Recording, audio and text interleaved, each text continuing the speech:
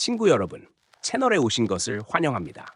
으스스한 이야기들이 잠들기 전 또는 일할 때 편안하게 쉴 수 있도록 도와주는 밤의 속삭임 채널입니다. 시작하기 전에 이 영상을 몇 시에 시청하고 계신지 알려주세요. 어디에 계시고 혼자 계신가요? 댓글을 남겨주세요. 생각보다 외롭지 않을지도 모르니까요. 채널에 좋아요와 구독을 눌러주시면 저희가 계속해서 미스터리한 이야기들을 들려드릴 수 있도록 응원해 드리겠습니다. 삑! 엘리베이터 문이 닫히는 소리는 유난히 젖어 있었다. 마치 쇠가 아니라 오래 불린 천 조각이 맞닿는 것처럼 미묘하게 숨이 막히는 소리였다. 나는 무심코 버튼 패널을 올려다 보았다. 1층부터 15층까지, 그리고 지하 1층, 지하 2층. 그 아래는 아무것도 없었다. 늘 보던 모습이었다. 그런데 그날 밤 분명히 없던 것이 보였다. 버튼 가장 아래, 다른 숫자보다 조금 작고 흐릿하게 새겨진 글자. 숫자도 한글도 아닌 짧은 가로선 하나. 불이 꺼진 채로 존재만을 주장하듯 그곳에 붙어 있었다. 나는 피곤해서 헛것을 보는 거라 생각하며 고개를 저었다. 야간 근무를 시작한 지 벌써 6달째였다. 이 폐쇄 예정 병원에서 밤을 지새우다 보면 별의별 착각이 다 생긴다. 나는 다시 1층 버튼을 눌렀다. 엘리베이터는 움직이지 않았다. 띡, 문은 닫힌 채였다. 대신 버튼 패널 어딘가에서 아주 미세한 진동이 손끝으로 전해졌다. 그리고 불이 들어왔다. 내가 누르지도 않은 버튼이었다. 순간 엘리베이터가 아래로 떨어지듯 움직이기 시작했다. 속도가 이상했다. 지하 1층을 지날 때의 둔중한 감각도, 지하 2층의 짧은 멈춤도 없었다. 숫자는 표시되지 않았고 대신 패널 전체의 불빛이 서서히 어두워졌다. 귀 안쪽이 눌리는 느낌이 들었다. 마치 물속 깊이 잠수할 때처럼. 정지 버튼. 나는 손을 더듬어 비상 정지 버튼을 찾았지만 손끝에 닿는 것은 차갑게 식은 금속뿐이었다. 버튼은 있었으나 눌리지 않았다. 아니, 눌리는 감각이 전혀 없었다. 손가락이 버튼 안으로 스며드는 기분이 들 정도로. 엘리베이터 안에서 냄새가 났다. 소독약 냄새와 곰팡이 냄새, 그리고 오래된 피 냄새가 뒤섞인 듯한 병원 특유의 냄새였다. 하지만 이 병원은 이미 반년 전부터 환자를 받지 않았다. 야간 경비 업무를 맡은 나와 낮에 잠깐 들르는 관리 인력 외엔 아무도 없었다. 갑자기 천장에서 툭 소리가 났다. 고개를 들자 엘리베이터 천장 환풍구 틈 사이로 머리카락 한 올이 늘어져 있었다. 검고 젖어 있었으며 끝이 바닥을 스칠 만큼 길었다. 분명 방금 전까지는 없었다. 나는 숨을 삼켰다. 머리카락이 조금씩 내려오더니 마치 누군가 위에서 몸을 기울이고 있는 것처럼 더 많이 늘어졌다. 그때였다. 내려가야지. 귀 바로 옆에서 속삭이는 소리가 들렸다. 나는 비명을 지르려 했지만 소리가 나오지 않았다. 목이 막힌 것처럼 숨만 새어나왔다. 엘리베이터는 여전히 내려가고 있었고 시간 감각이 완전히 사라진 상태였다. 몇 초였는지 몇 분이었는지 알 수 없었다. 쿵! 갑작스러운 정지와 함께 엘리베이터가 멈췄다. 조명이 완전히 꺼졌다가 몇 초 후 희미하게 다시 켜졌다. 문이 천천히 열렸다. 눈앞에 펼쳐진 것은 병원의 지하가 아니었다. 복도는 너무 길었다. 병원 구조상 있을 수 없는 길이었다. 형광등은 절반 이상이 깨져 있었고 남아있는 불빛마저 깜빡이며 숨을 쉬듯 흔들렸다. 바닥에는 오래된 한지 조각과 부적들이 흩어져 있었고 벽에는 손으로 긁어낸 듯한 한글 문장들이 빼곡히 남아 있었다. 나를 내려보내지 마라. 여긴 사람이 올 곳이 아니다. 무당을 불러라. 내 다리가 떨렸다. 나는 이 병원이 세워지기 전 이 땅에 무당집이 있었다는 이야기를 들은 적이 있었다. 동네 노인들 사이에서 도는 소문이었다. 깊은 땅 속에 묻힌 것을 제대로 달래지 않고 건물을 올렸다고. 엘리베이터 문이 뒤에서 닫혔다. 나는 급히 뒤돌아봤지만 이미 버튼 패널은 사라지고 벽만 남아 있었다. 돌아갈 길은 없었다. 복도 끝에서 발소리가 들려왔다. 찰박, 찰박. 젖은 맨발이 바닥을 끄는 소리였다. 나는 숨을 죽이고 벽에 몸을 붙였다. 점점 가까워지는 발소리와 함께 낮게 읊조리는 노랫소리가 들렸다. 자장가 같기도 구판에서 들리는 주문 같기도 한 음성. 한 층, 두 층, 세 층 내려갈수록 기억은 얇아진다. 그 노랫소리를 듣는 순간 머릿속에 스치듯 떠오른 장면이 있었다. 내가 이 병원에 처음 왔던 날 엘리베이터 점검 기록을 확인하던 중 이상하게도 지하 3층에 대한 기록이 전부 검게 지워져 있던 것을. 그날 관리소장은 말했다. 그 아래는 묻힌 거야. 숫자도 사람도. 발소리는 바로 앞에서 멈췄다. 나는 천천히 고개를 들었다. 눈앞에 서 있는 것은 사람이 아니었다. 흰 소복을 입고 있었지만 옷자락은 바닥과 이어진 듯 녹아내려 있었고 얼굴이 있어야 할 자리는 검게 비어 있었다. 대신 그 안에서 희미하게 빛나는 것은 엘리베이터 버튼처럼 보이는 작은 불빛 하나였다. 그것이 나를 향해 손을 내밀었다. 다음은 내 차례야. 그 순간 복도 전체의 형광등이 동시에 꺼졌다. 어둠 속에서 엘리베이터 도착을 알리는 익숙한 띠익 소리가 다시 울렸다. 나는 도망쳐야 한다는 생각과 이미 너무 늦었다는 확신 사이에서 몸이 굳어버렸다. 그리고 어둠 속에서 또 하나의 목소리가 들려왔다. 여기까지가 1층이야. 여기까지가 1층이야. 그 말이 끝나자마자 바닥이 미세하게 흔들렸다. 마치 건물 전체가 숨을 들이마셨다가 천천히 내쉬는 것처럼 복도 벽이 안쪽으로 수축했다가 다시 늘어났다.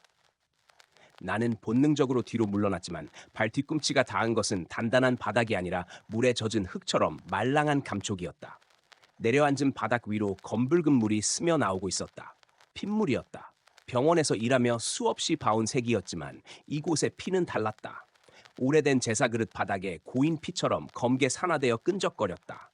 그 위에 작은 발자국들이 하나둘 찍혀 있었다. 맨발 자국이었다. 아이의 발처럼 작았다. 발자국은 복도 깊숙한 곳으로 이어져 있었다. 보면 안 되는 걸 보면 같이 내려가야 해.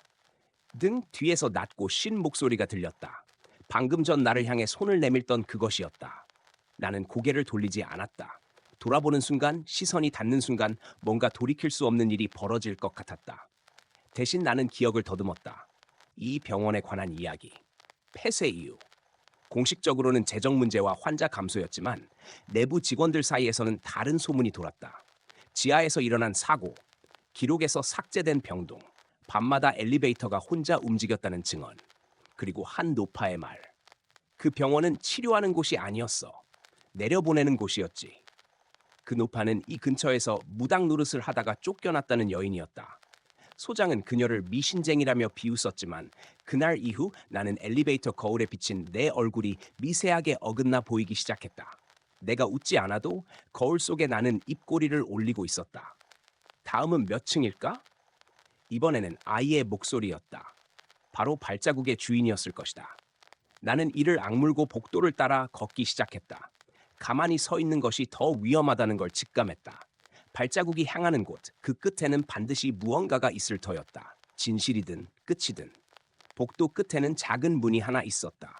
병실 문처럼 보였지만 손잡이가 없었다. 대신 문 중앙에 엘리베이터 버튼이 붙어 있었다. 불이 꺼진 상태였다. 나는 손을 뻗었다. 손끝이 버튼에 닿는 순간 머릿속으로 낯선 장면들이 쏟아져 들어왔다. 북을 치는 소리, 종을 흔드는 소리, 그리고 비명. 흰 소복을 입은 무당이 바닥에 무릎을 꿇고 있었고 그 앞에는 수십 개의 이름이 적힌 나무패가 놓여 있었다. 이 땅은 이미 막혀 있다. 무당의 목소리가 울렸다. 더 내려가면 돌아올 수 없다. 그러나 누군가가 강제로 그녀를 끌어냈다. 흰 가운을 입은 남자들, 의사들이었다.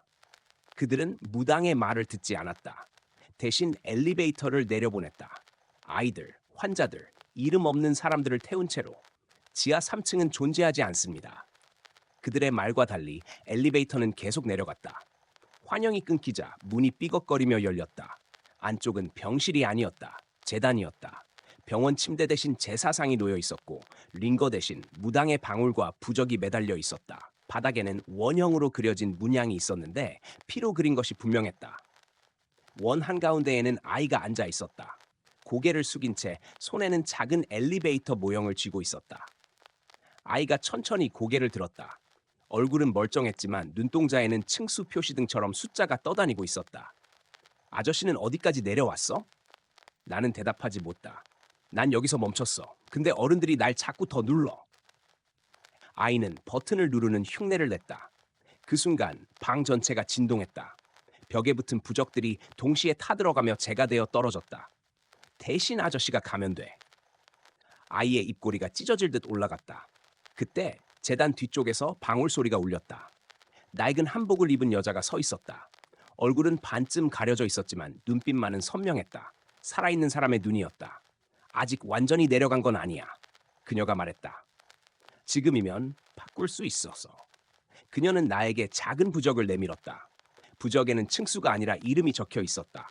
내 이름이었다. 내가 대신 눌러진 게 아니란 걸 증명해야 해. 엘리베이터 도착음을 알리는 소리가 다시 울렸다. 띡! 이번에는 바로 뒤에서였다. 띡! 소리는 분명히 엘리베이터에서 났지만 문은 보이지 않았다. 대신 재단 뒤쪽의 벽이 천천히 갈라지며 금속의 윤곽을 드러냈다. 벽과 하나가 되어 있던 엘리베이터 문이었다. 마치 처음부터 그곳에 묻혀 있었던 것처럼 먼지와 말라붙은 피가 문틈에 굳어 있었다. 무당은 내 손목을 붙잡았다. 손은 차가웠지만 살아있는 사람의 체온이 느껴졌다. 잘 들어? 그녀는 낮은 목소리로 말했다. 아이는 여전히 재단 한가운데 앉아 우리를 올려다보고 있었다. 아이의 눈동자 속에서 숫자들이 느리게 바뀌고 있었다. 1, 2, 3, 그리고 다시 공백. 이 엘리베이터는 층을 세는 게 아니야. 내려간 사람을 세지. 무당은 바닥에 무릎을 꿇고 방울을 들어 올렸다. 방울 소리가 울릴 때마다 공기가 흔들렸다. 재단의 문양이 미세하게 빛나기 시작했다. 처음엔 아이들이었어. 이름 없는 환자들, 그 다음엔 직원들, 그리고 남아있는 사람들. 그녀는 나를 똑바로 바라보았다. 지금은 내 차례야. 아이의 손에 쥐어진 엘리베이터 모형이 덜컥거리며 열렸다. 그 안은 텅 비어있지 않았다. 아주 작은 사람 형상들이 겹겹이 쌓여 있었다. 모두 눈을 감고 있었고 입은 벌어진 채였다. 비명을 지르다 멈춘 얼굴들이었다. 난 여기서 못 나가. 아이가 말했다. 목소리는 또래 아이 같았지만 그 안에는 수십 명의 울림이 겹쳐 있었다. 누군가는 더 내려가야 해. 그래야 위가 멈춰. 엘리베이터 문이 완전히 열렸다. 안쪽은 어둡지 않았다. 병원의 엘리베이터와 똑같았다. 거울, 손잡이, 버튼 패널. 다만 버튼에는 숫자가 없었다. 대신 이름들이 적혀 있었다. 지워진 흔적 위에 덧쓰고 또 긁어낸 이름들. 맨 아래에 깔린 이름이 눈에 들어왔다. 내 이름이었다. 타? 아이가 말했다. 나는 한 발짝 물러섰다. 무당이 방울을 더 세게 흔들었다. 그 소리에 재단의 피 문양이 갈라지며 바닥 아래로 빨려 들어갔다. 건물이 비명을 지르는 듯한 소리가 났다. 아직 방법은 있어. 무당이 이를 악물고 말했다. 네가 완전히 내려가기 전에 대신 눌린 걸 꺼내면 돼. 대신 눌린 거요? 지하 3층이 만들어질 때 제일 먼저 눌린 아이. 무당은 아이를 가리켰다. 이 아이가 버튼이 된 거야. 그래서 엘리베이터는 멈추지 않아. 아이는 웃었다. 하지만 눈에서는 검은 액체가 흘러내리고 있었다. 거짓말이야. 아이의 목소리가 갈라졌다. 날 꺼내면 다 쏟아질 거야. 엘리베이터 안에서 갑자기 경보음이 울렸다. 닫히는 소리. 문이 스스로 움직이고 있었다. 나는 선택해야 했다. 타고 내려가 모든 것을 끝내거나 아이에게 다가가 무당의 말을 따르거나. 뒤에서 발소리가 들려왔다. 찰박, 찰박. 복도에서 보았던 그것들이 하나둘 재단으로 모여들고 있었다. 얼굴 없는 형상들, 층수의 그림자들. 그들의 시선이 모두 나에게 꽂혔다. 시간 없어! 무당이 외쳤다. 나는 이를 악물고 아이에게 달려갔다. 아이의 몸은 생각보다 가벼웠다. 하지만 안아드는 순간 수십 개의 손이 내 팔을 붙잡는 감각이 들었다. 아이의 등 뒤에는 버튼처럼 움푹 들어간 자국이 있었다. 그 안에서 빛이 새어나오고 있었다. 아파. 아이가 속삭였다. 나는 손을 넣었다. 차갑고 젖은 감촉, 그리고 단단한 금속의 끝, 버튼이었다. 엘리베이터가 크게 흔들렸다. 띡, 띡. 경보음이 비명처럼 변했다. 무당의 방울 소리가 점점 멀어졌다. 나는 버튼을 잡아당겼다. 살을 찢는 느낌과 함께 무언가가 빠져나왔다. 순간 모든 소리가 멈췄다. 어둠. 그리고 아주 짧은 정적 뒤에 위에서 떨어지는 느낌이 왔다. 눈을 떴을 때 나는 엘리베이터 안에 서 있었다. 불은 켜져 있었고 버튼에는 숫자가 돌아와 있었다. 1층 버튼에 불이 들어와 있었다. 문이 열렸다. 병원 로비였다. 새벽의 희미한 빛. 아무 일도 없었던 것처럼 모든 것이 정상이었다. 나는 비틀거리며 밖으로 나왔다. 엘리베이터 문이 닫혔다. 그 순간 버튼 패널 맨 아래에서 아주 잠깐 불이 켜졌다. 그리고 천천히 꺼졌다. 그날 이후 병원은 완전히 철거되었다. 지하까지 모두 파헤쳤지만 지하 3층은 발견되지 않았다고 한다. 기록에도 도면에도 남아있지 않았다. 하지만 나는 안다. 밤이 깊어지고 엘리베이터에 혼자 남았을 때 버튼이 하나 더 보인다는 걸. 그리고 가끔 내 이름이 아주 희미하게 깜빡인다는 걸. 아직 완전히 끝난 게 아니라는 것도. 며칠이 지나도, 아니 몇 달이 지나도 그 감각은 사라지지 않았다. 철거 현장을 지나칠 때마다 귀 안쪽이 눌리는 느낌이 들었고, 금속이 마찰하는 소리가 실제로 들리지 않는데도 엘리베이터 도착음을 먼저 떠올리게 되었다. 띡! 그 소리는 이제 기억이 아니라 반사처럼 내 안에 남아 있었다. 나는 병원을 그만두었다. 정확히 말하면 그만둘 수밖에 없었다. 출근 첫날 이후 엘리베이터 근처만 가면 심장이 이유 없이 빨라졌고, 거울에 비친 내 모습이 항상 반 박자 늦게 움직이는 것처럼 느껴졌다. 의사는 스트레스성 환각이라고 했다. 수면 부족, 외상 후 반응, 약을 처방해주며 며칠 쉬라고 했다. 하지만 약을 먹고 잠들어도 꿈속에서는 늘 같은 장면이 반복됐다. 닫히는 문, 불이 없는 버튼, 그리고 맨 아래에서 깜빡이는 가로선. 어느 날 밤, 나는 꿈속에서 다시 엘리베이터에 타 있었다. 이번에는 혼자가 아니었다. 내 옆에는 이름 없는 사람들이 서 있었다. 얼굴이 없거나 얼굴이 너무 많거나 아예 비어있는 사람들. 그들 모두 손에 작은 종이 조각을 쥐고 있었다. 부적이었다. 그 위에는 각자의 이름이 적혀 있었다. 지워지고 다시 쓰이고 찢어진 흔적 위에 남은 이름들. 그리고 그들 모두 나를 보고 있었다. 다녀왔지. 누군가가 말했다. 그래서 표식이 남았어. 나는 고개를 숙였다. 내 손에도 부적이 쥐어져 있었다.